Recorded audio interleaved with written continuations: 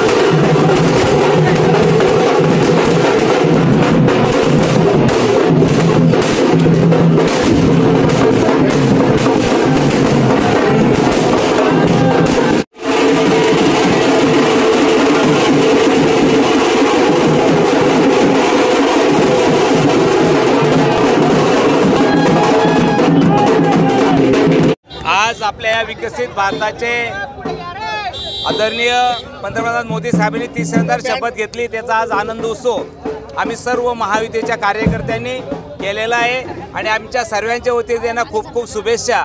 आज पाहत असाल तर मोदी साहेबांनी नेहरूजी नंतर पहिले पंतप्रधान आहे की ते तिसऱ्यांदा शपथ घेत आहेत, याचा आनंद आम्हाला नक्कीच आहे। आणि आता ते समाजाची सेवा करण्यासाठी उद्यापासून परत अंत्योदय समाजातल्या शेवटच्या घटकापर्यंत मला वाटतं सेवा देण्याचं ते काम करतील।